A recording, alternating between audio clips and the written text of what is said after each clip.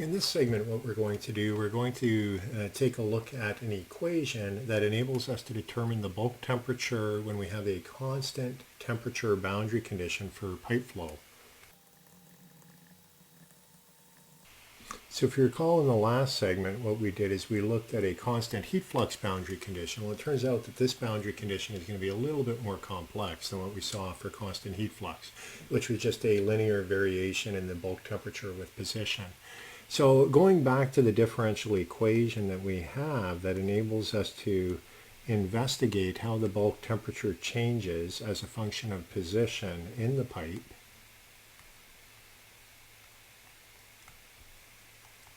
And I'm going to write out the full equation this time.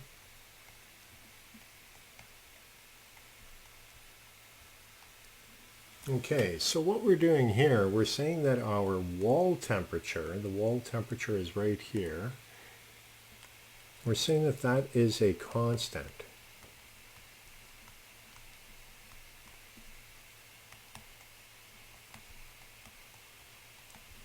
So how would you achieve that type of boundary condition? Your pipe might be going through an ice flow, ice and water. It might be in a condensing unit where you have fluid, for example, steam going through a phase change on the outside. So those are common places where you might have a constant temperature boundary condition on the outside of a pipe.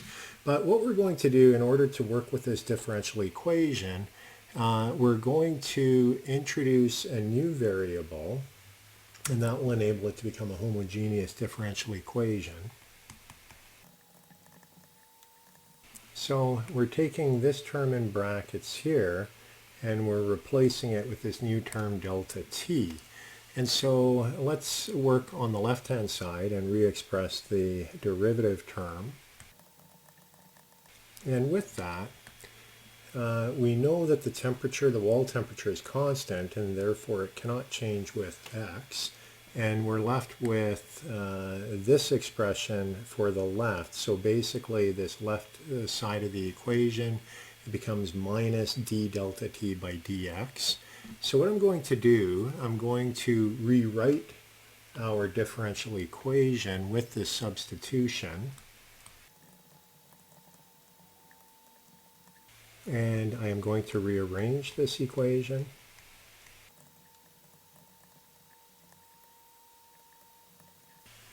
Okay, so we now have this new expression, and what I'm going to do is I am going to integrate it from the inlet of a pipe to the exit. So remember, we have inlet, and we use I for that, and then outlet, we use O, and X is going in this direction here. And the length of the pipe, let's see, we will use that here, x equals L, x equals 0. Okay, so let's integrate that expression.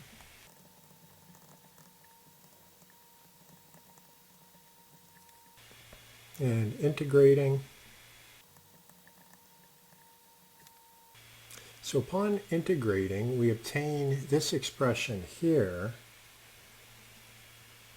And H refers to the average convective heat transfer coefficient in our pipe. Now, if it's fully developed flow, H will not change, but if we have an entrance region, then we may have to worry about entrance region effects. And what I am going to do, I want to recast this equation so that we can look at what this term looks like on its own. And so in order to do that, we take the exponential of both sides so we can rewrite it.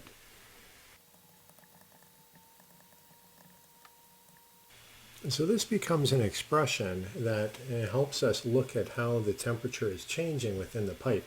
Now, it might look a little abstract at this point. So in order to assist, what we're going to do, let's plot the temperature as a function of position. And remember, we have our constant surface temperature. This is x equals 0. It goes up to x equals L. And on the inlet to the pipe, we had our bulk or our mean temperature on inlet. And looking at the relationship that we have here, so this is our relationship. We have the change in temperature related to an exponential function. And consequently, when you plot that, you end up with something that looks like this. And then this here would be our bulk temperature on outlet. But what we can see here is the temperature difference between the wall, or our surface temperature, constant surface wall, and the bulk temperature of the fluid in the pipe, delta T. This is a function of position x. And consequently, if we want to determine the difference between the two fluid streams in order to evaluate the total convective heat transfer coefficient, it's a little bit of a challenge because delta T is constantly changing. If you recall, when we looked at the flat plate, it was quite simple because we had T wall minus T infinity, and T infinity was not changing. That was a constant. Here, however, we don't have that case because we have T wall minus T mean, or T bulk, and that is changing as a function of position, which makes it a little confusing, a little challenging. So what we need to do, we need to find a way to be able to handle the fact that our temperature differential, or our temperature difference, is a function of position. And so what we're now going to do, we're going to try to relate this back to the convective heat transfer, which is taking place between the wall and the fluid flowing through our pipe. So this was an expression that we put down on the very first segment of this lecture. And what we can do, we can rewrite this in terms of our delta T. And this was where delta T was defined as being T wall minus T mean, or our bulk temperature. So we can re-express it in that way. And what I'm now going to do, I'm going to solve for m dot C sub p from this equation. And we obtain that expression. And the other thing I'm going to do, so I'm going to park this now for a moment, and I'm going to go back to the expression, to this expression here, the one with the natural logarithm. So let's pull that expression. And now I'm going to isolate for m dot C sub p in this equation. And that will enable me to compare the two equations that we have here. Okay, so here we have an expression for m dot C sub p, and here we have an expression for m dot C sub p. So what I'm going to do, I'm going to combine or unite equations 1 and 2, and I'm going to, in the process, what I'm going to do, this is what we're interested in. We're interested in the convective heat transfer taking place between our fluid streams. So that's what I'm going to try to isolate. Okay, and then we obtain this expression here. Now, AS here is the surface area, the wetted surface area along the pipe wall, the inside.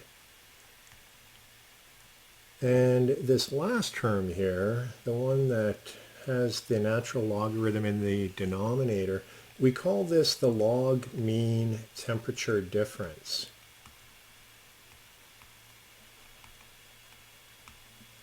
And sometimes you'll see it with the acronym LMTD, but it's basically a temperature difference that enables us to determine the convective heat transfer between the wall at a constant temperature and the fluid stream. So if we look back, essentially what LMTD is doing is it's taking this changing difference and coming up with an average temperature difference, which is the LMTD. but it's taking into account the fact that we have this nonlinear function here. It's not a linear function. If it was linear, we could just do the average difference from the inlet to the outlet, but we can't do that. It's a nonlinear function.